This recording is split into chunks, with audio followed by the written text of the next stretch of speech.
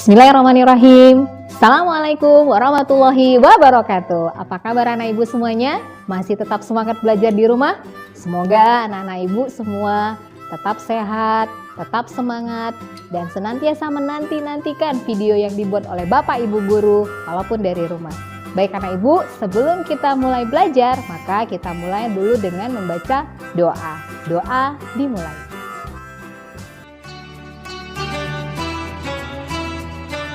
Doa sebelum belajar. Bismillahirrahmanirrahim. Rabbi zikni ilma warazukni fahma. Amin. Tepuk PPK, religius, nasionalis, mandiri, gotong royong, integritas. Salam PPK, salam cerdas, berkarakter, menyenangkan, luar biasa, hebat. SDIT Darussalam, Soleh, cerdas, terampil, yes!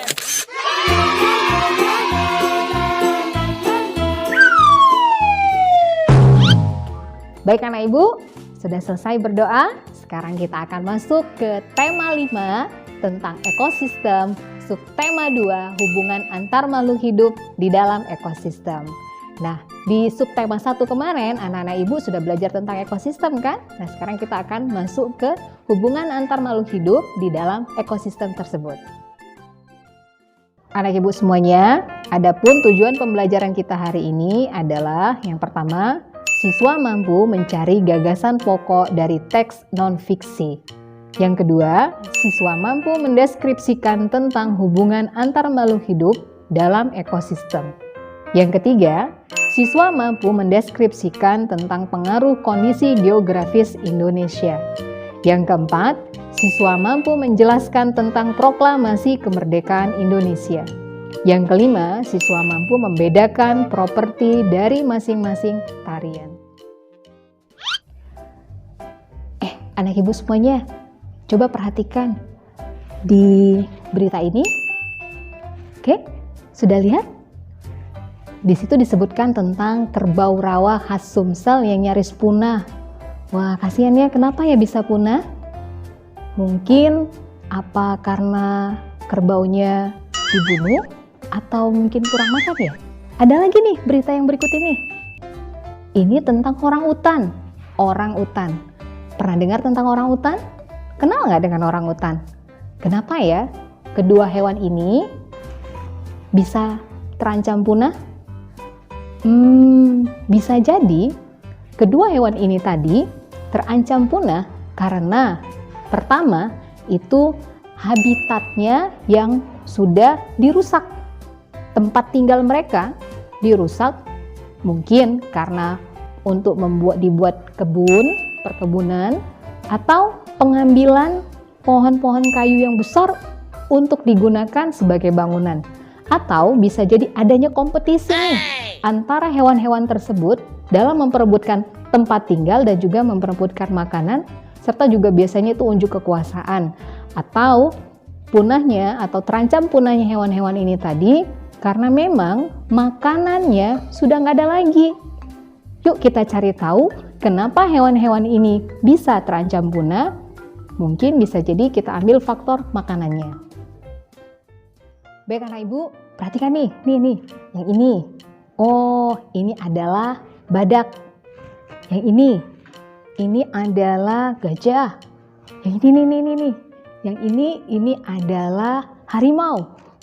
Hewan-hewan ini, baik tadi badak, harimau, dan gajah adalah hewan-hewan yang terancam punah. Bahkan harimau Jawa itu sudah punah beberapa puluh tahun yang lalu, kata seperti itu.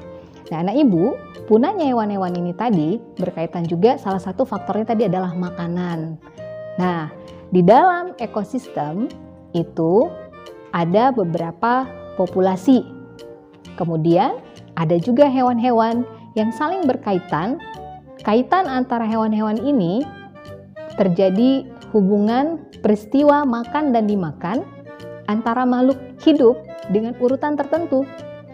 Misal nih, nanti ada tumbuhan. Kita ambil contoh padi. Padi dimakan oleh tikus. Tikus dimakan oleh ular.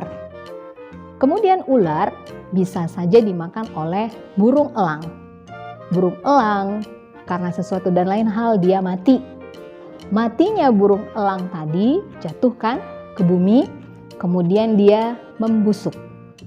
Pembusukan terjadi karena ada mikroorganisme yang mengakibatkan burung elang ini tadi membusuk.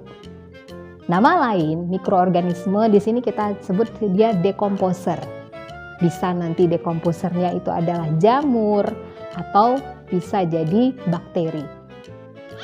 Baik anak ibu, kita udah lihat tadi hewan-hewan itu hidup di sebuah ekosistem. Kalian sudah belajar ekosistem dan macam-macam ekosistem gitu. Jadi di dalam ekosistem itu berbagai macam hewan tadi dia hidup membutuhkan makanan. Jadi peristiwa makan dan dimakan antar makhluk hidup itu tadi dengan urutan-urutan tersebut disebut rantai makanan. Nah, di dalam rantai makanan itu sendiri ada yang namanya produsen. Produsen tuh biasanya tumbuhan gitu. Kedua, ada yang namanya konsumen pertama. Yang ketiga, ada konsumen kedua. Konsumen pertama itu biasanya adalah hewan herbivora yang memakan tumbuhan tadi. Dan konsumen kedua itu biasanya hewan karnivora. Begitu juga dengan konsumen ketiga. Setelah konsumen ketiga nanti dia mati, maka dia jatuh ke bumi dan kemudian akan diuraikan oleh dekomposer. Dekomposer bisa jamur, bisa bakteri. Hasil dari penguraian dari konsumen tiga tadi yang sudah mati membusuk itu akan menjadi zat hara buat tumbuhan agar dia bisa terus berkembang biak. Nah, peran makhluk hidup di dalam rantai makanan itu terus berlangsung sedemikian rupa sehingga makhluk hidup tetap bisa bertahan hidup. Baik anak ibu, tadi kita sudah lihat tentang rantai makanan, yaitu peristiwa makan dan dimakan antara makhluk hidup tadi. Nah, di dalam rantai makanan tadi ada tingkatannya. Tingkatan yang pertama itu adalah produsen, yaitu tumbuhan hijau tadi. Itu adalah tingkatan yang pertama. Tingkatan yang kedua yaitu konsumen pertama. Biasanya hewan herbivora tadi yang memakan tumbuhan. Kemudian tingkatan yang ketiga adalah konsumen kedua. Biasanya karnivora yang memakan tumbuhan, yang makan hewan herbivora tadi. Nah, seperti itu. Sementara ada yang namanya konsumen puncak. Konsumen puncak yaitu makhluk hidup yang menduduki tingkat tertinggi. Itulah konsumen puncak. Siapa ya? Manusia ya, konsumen puncak itu. Nah, anak-anak ibu bisa lihat nanti gambar berikut ini. Di sini adalah urutan tingkatan di dalam suatu rantai makanan. Di dalam rantai makanan tadi nanti akan ada yang namanya aliran energi. Oke, anak ibu, tadi kan ibu sudah bilang di dalam rantai makanan tadi ada namanya aliran energi. Bukan hanya aliran air aja yang ternyata ada ya, ada juga aliran energi. Mari perhatikan gambar berikut ini. Amati dulu. Nah, gambar berikut ini, di sini kalau kalian bisa lihat terdiri dari beberapa populasi. Populasi tersebut, maka di sini akan terjadi perpindahan energi dari satu makhluk hidup ke makhluk hidup lain, atau perpindahan energi dari satu tingkatan ke tingkatan lainnya di dalam suatu rantai makanan. Perpindahan energi inilah yang disebut aliran energi. Maka apabila di dalam sebuah ekosistem semakin banyak populasinya, maka aliran energinya semakin panjang. Anak ibu bisa lihat misal nih, contoh. Tadi ada tumbuhan dimakan oleh hewan herbivora. Kita ambil contoh di sini misalnya rusa. Rusa kemudian diburu oleh harimau atau singa. Kemudian harimau atau singa, misalnya mereka berkompetisi nanti, kemudian mati dan dia akan diuraikan oleh dekomposer. Atau di dalam gambar ibu tadi kalian sudah amati itu ada kolam. Di dalam kolam ada tumbuhan air kan? Kemudian dimakan oleh ikan. Ikan dimakan oleh ikan yang lebih besar lagi. ikan yang lebih besar lagi diambil oleh elang. Kemudian elang mati, diuraikan oleh dekomposer. Kalian bisa lihat populasi yang ada di dalam kolam, kemudian ada yang dimakan oleh hewan yang memakan tumbuhan, itu sudah 2 aliran energi kan? Jadi kalian bisa amati kira-kira di dalam sebuah ekosistem bisa berapa macam aliran energinya. Karena itu tadi populasinya semakin banyak. Baik anak ibu, tadi kita udah belajar aliran energi di dalam suatu rantai makanan. Nah, tadi baik yang ada di rantai makanan maupun aliran energi itu adalah hewan-hewan yang saling berhubungan kan? Nah, antar makhluk hidup tadi apabila dia ada interaksi, maka akan menciptakan simbiosis. Apa itu simbiosis? Ada yang tahu? Sudah pernah dengar? Atau kayaknya kayak sejenis makanan gitu? Pasti anak-anak ibu sudah tahu. Iya, betul. Simbiosis itu adalah hidup bersama antar 2 makhluk hidup yang berbeda. Jadi 2 makhluk hidup yang berbeda, mereka berhubungan, maka akan tercipta simbiosis. Dan simbiosis ini dibagi atas berapa? Betul sekali, dibagi atas 3, yaitu yang pertama simbiosis mutualisme, yang kedua simbiosis komensalisme, yang ketiga simbiosis parasitisme. Tahu apa itu yang pertama simbiosis mutualisme? Sudah pernah dengar? Simbiosis mutualisme yaitu interaksi antara 2 jenis makhluk hidup yang saling menguntungkan. Jadi tidak ada yang dirugikan di sini. Dua-duanya saling menguntungkan. Coba lihat contoh berikut ini. Nah, ini adalah gambar bunga dan ada lebah. Lebah mengambil sari-sari bunga yang nantinya akan diubah menjadi madu gitu ya. Sementara dari bunga tadi bisa terambil serbuk sari dan kemudian karena lebah ini nanti dia berpindah ke bunga yang lain maka akan terjadi penyerbukan. Jadi madu membantu bunga melakukan penyerbukan sementara lebah mendapatkan serbuk sari untuk dijadikan makanan lebah yang nantinya akan dihasilkan madu. Yang berikutnya, nih gambar di sini nih, perhatikan. Ini adalah gambar kerbau. Kerbau di atas punggungnya ada burung jala. Burung jala memakan kutu-kutu yang ada di kerbau, di badan kerbau, sehingga kerbau tidak lagi digigitin kutu gitu ya. Dan jala diuntungkan karena dia mendapat kutu sebagai makanannya. Jadi kerbau beruntung karena terbebas dari kutu dan jala kenyang karena mendapat kutu dari badan kerbau. Itu adalah simbiosis mutualisme. Itu simbiosis mutualisme. Sekarang kita masuk ke simbiosis komensalisme. Ada yang tahu apa komensalisme?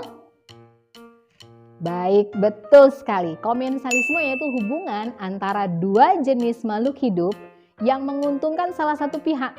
Jadi ada yang diuntungkan sementara pihak yang lain tidak dirugikan sama sekali. Jadi malah dia nggak ada ngerasa apa-apa gitu. Yang satu diuntungkan, yang satu tidak merasa dirugikan. Coba lihat contoh di sini. Nih contohnya nih. Contohnya adalah ikan hiu dengan ikan remora. Ikan remora itu mengikuti ikan hiu, dia memakan sisa-sisa makanan yang dimakan oleh ikan hiu, sementara ikan hiu nggak ngerasa dirugikan apapun. Atau contoh di sini nih, bunga anggrek yang nempel di pohon. Bunga anggrek dia menciptakan makanannya sendiri, nggak perlu mengambil dari pohon yang dia tumpangi. Atau anak ibu bisa lihat pohon siri yang merambat di pohon. Pohon siri itu juga tidak mengambil makanan dari pohon, dia cuma nempel saja. Jadi pohon tidak dirugikan, sementara pohonnya pohon bunga ataupun ikan yang menempel di ikan hiu tadi, mereka mendapat keuntungan dari itu. Baik anak ibu, sekarang kita masuk ke parasitisme. Kalau tadi udah mutualisme, sekarang komensalisme. Nah, saat ini kita akan membahas parasitisme, parasit. Apa itu simbiosis parasitisme? Simbiosis parasitisme itu hubungan antara 2 jenis makhluk hidup yang satu diuntungkan, sementara yang satu lagi dirugikan. Nah, jadi nggak enak ya, dia udah numpang, merugiin lagi gitu. Apa contohnya? Kita lihat nih. Ini contohnya adalah tikus yang makan padi Pak Tani. Dia udah merusak, tikusnya kenyang, tapi padinya hancur, gagal panen Pak Taninya. Atau kutu, pernah lihat kutu? Gak pernah lihat kutu? Atau pernah berkutu? Kutu yang nempel di kepala tuh, nih contohnya nih. Ini contohnya kutu yang menghisap darah di kepala mengakibatkan kepala menjadi gatal dan berkudis, dan kutu dia sehat karena mengambil darah dari kepala itu ya. Jadi ini tidak baik sekali. Baik, nah sekarang tadi kan di awal sekali makhluk hidup itu terjadi hubungan. Hubungan yang pertama udah kita bahas yaitu simbiosis. Simbiosis ada 3, mutualisme, komensalisme, parasitisme. Nah sekarang hubungan yang kedua adalah predasi. Apa itu predasi? Kedengarannya agak-agak horor nih. Kenapa? Karena di sini predasi ini adalah hubungan makan dan dimakan antar makhluk hidup. Ini makan dan dimakan ya. Biasanya di dalam predasi ini ada yang disebut predator. Ini contohnya predator nih. Ini predator, wow serem ya. Predator biasanya adalah hewan-hewan karnivora yang bergigi taring dan makanannya adalah daging. Sementara yang dimangsa atau prey itu biasanya hewan-hewan herbivora yang makan rumput. Contohnya ini. Ibu ambil contoh di sini, yang predator adalah harimau, yang prey atau mangsanya adalah rusa. Dan kemudian biasanya di sini mereka akan saling mengejar, yang prey sangat waspada, sementara yang predator bersiap-siap untuk mencari mangsanya. Berikutnya adalah kompetisi. Kompetisi ini terjadi yaitu persaingan antar dua makhluk hidup atau lebih untuk memperebutkan sumber daya yang sama di tempat yang sama. Mungkin anak ibu pernah ngeliat di Discovery Channel mungkin, atau di Big Geographic Channel tentang hewan-hewan yang biasanya itu di daratan Afrika atau mungkin di tempat kita juga di hutan hujan basah, itu biasanya terjadi kompetisi. Perebutan wilayah kekuasaan untuk sebagai tempat tinggal atau sebagai sumber makanan. Ibu ambil contoh di sini adalah antara singa dengan hina. Bukan hina ya, tapi hina. Gimana cara menyebutkan tuh? Singa dengan hina, biasanya mereka berkompetisi ini untuk merebutkan wilayah yang di dalamnya ada mangsa sebagai sumber makanan mereka. Atau antara singa, di sini ibu ambil contoh adalah harimau dengan beruang. Biasanya wilayah habitat tempat tinggal. Mereka mempertemukan seperti itu. Dingin ya. Dingin sekali loh anak cuacanya. Kalau cuaca dingin begini, kira-kira kalian tahu nggak sih kita ini berada di mana ya? Oh, betul-betul. Daerah pegunungan. Sebenarnya ibu suka sekali dengan pegunungan. Luar biasa. Kenapa? Di gunung itu indah. Wah, kalau ngomongin pegunungan jadi hilang di dinginnya. Baik, semangat nih kita mulai ya. Pegunungan atau daerah sekitar pegunungan itu sebuah tempat yang luar biasa indah. Harmonis, dinamis, karena hubungan antara tumbuhan dengan hewan-hewan yang di dalamnya tanpa ada gangguan manusia menciptakan keindahan yang luar biasa. Pernah lihat Gunung Bromo? Kita ambil contoh Gunung Bromo. Kita tuju ke Gunung Bromo. Ikut ibu.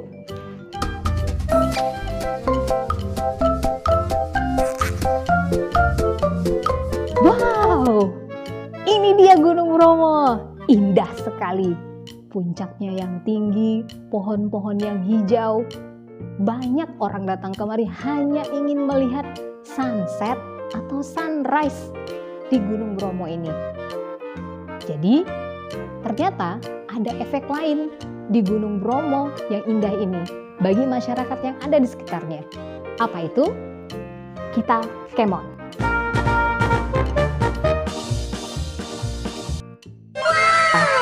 Ini dia. Lihat nak, ini adalah kebun teh. Kebun teh tentu akan menambah pendapatan masyarakat yang ada di sekitarnya. Mulai dari tukang petik daun teh, mulai dari yang tukang tanamnya. Maka tadinya masyarakat yang ada di sekitar sini tidak mempunyai pendapatan, menjadi mendapatkan pendapatan uang dari hasil yang ada di sini. Selain kebun teh, kita lihat di sana itu adalah pertanian yang dibuat oleh masyarakat sekitar. Baik itu menanam daun bawang kah, kol kah, tomat, lobak, sawi dan segala macamnya. Semuanya bisa dimanfaatkan karena tanahnya sangat subur. Maka anak ibu, ini hanya sebagian dari daratan yang ada di Indonesia, daerah Bromo. Di tempat-tempat lain juga seperti itu.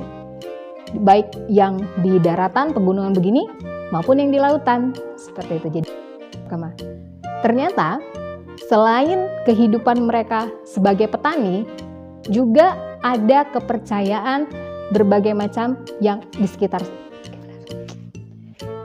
Selain bertani, masyarakat yang ada di sekitar juga mempunyai kepercayaan yang beragam.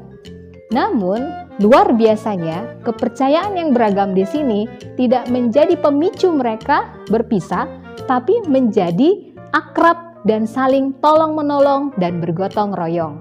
Dan selain itu juga, pemerintah kita juga berdasarkan Undang-Undang Pasal 33 Ayat 3 yang menyatakan bahwa bumi, air, dan tanah yang ada di dalam negara Indonesia dikelola dan dipergunakan sebanyak-banyaknya untuk kepentingan masyarakat Indonesia.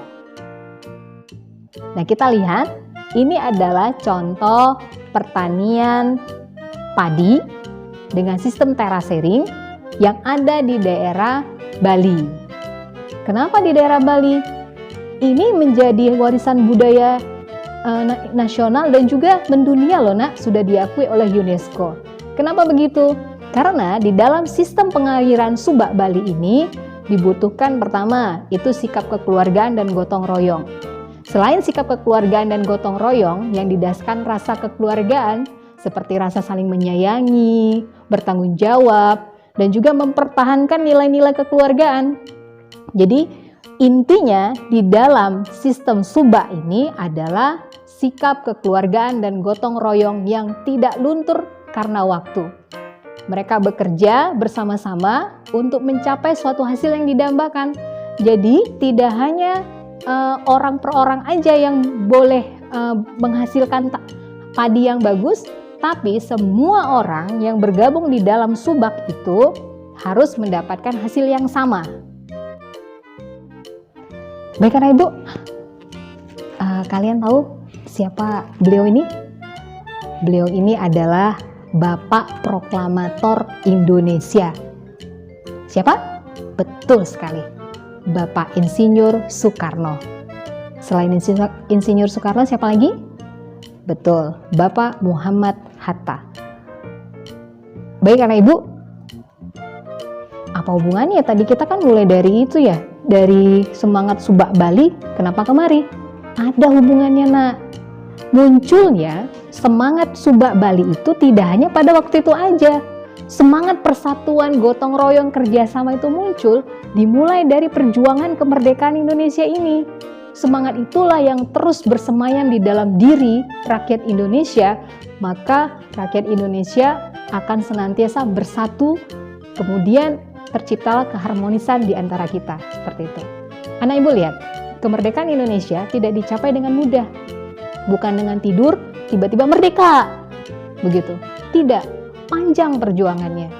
Bagaimana Insinyur Soekarno dan Dr. Muhammad Hatta, mereka merencanakan itu sedemikian rupa. Kemudian anak ibu nanti bisa baca di buku bagaimana prosesnya, sampai kemudian terjadilah peristiwa proklamasi di Jakarta yang sebentar, tapi begitu diproklamasikan maka meluas ke seluruh Indonesia dan seluruh rakyat Indonesia bersukacita untuk kemerdekaan yang sudah diperjuangkan sekian lama tersebut.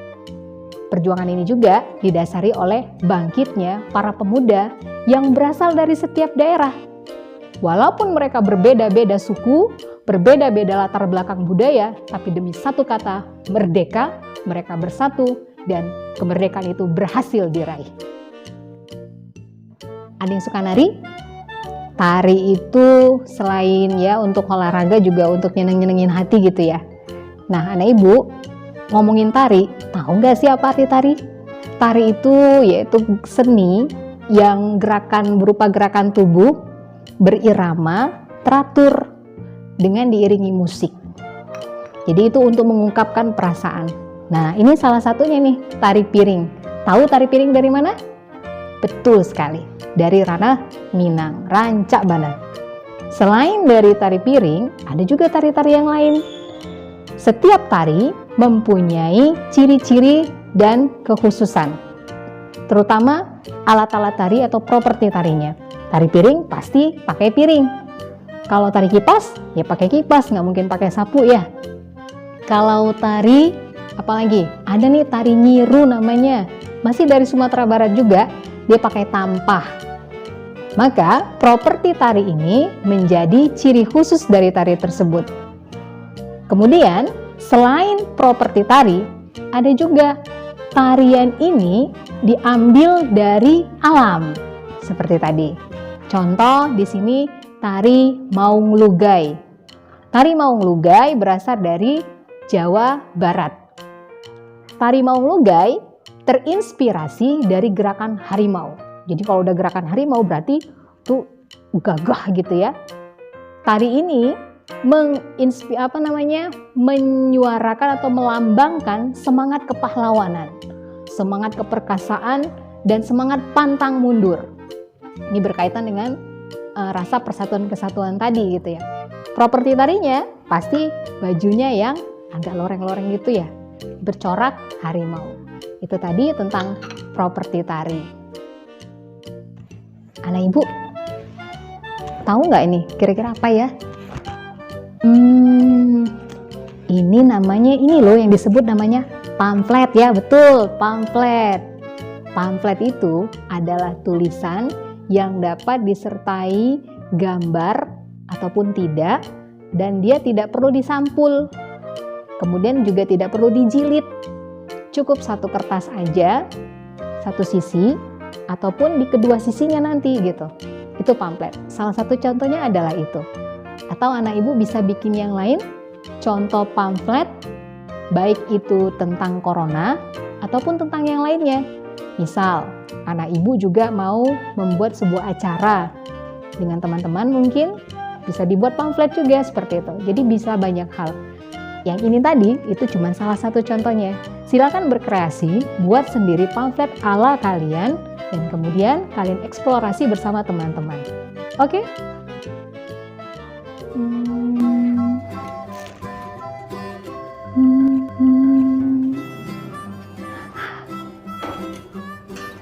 Baik anak ibu, sekian dulu video dari ibu. Sampai ketemu lagi di video-video berikutnya. Tetap semangat, tetap jaga kesehatan. Kita akan ketemu lagi di lain waktu. Assalamualaikum warahmatullahi wabarakatuh.